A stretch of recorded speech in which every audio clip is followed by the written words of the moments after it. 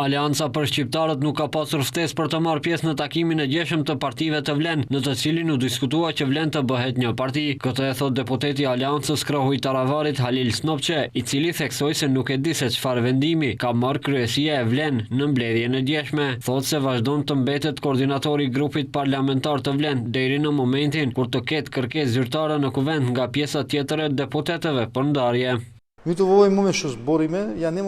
Në momentin që po flasim jam koordinatori i grupit parlamentar të Vlenit, e cila përbëhet nga 14 deputet.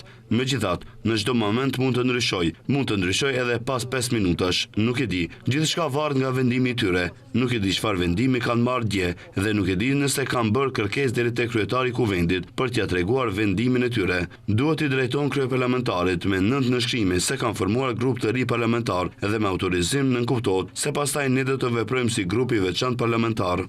Shton se si parti janë të gatshëm për çdo vendim. Sipas Snopçes, ASH-ja është e gatshme edhe për opozit, por deklaron se qeveria pa aleancën për shqiptarët do të jetë jo stabile. Por ne nuk përbën problem edhe nëse jemi në opozit. Megjithatë, ka një konstatim të përgjithshëm se nëse ASH-ja është jashtë qeverisë, atëherë zgjedhjet e parakohshme parlamentare janë të paevitueshme, pavarësisht se qeveria i ka numrat edhe pa ASH-n, por ajo qeveri do të jetë jo stabile me vetëm 9 deputet shqiptar.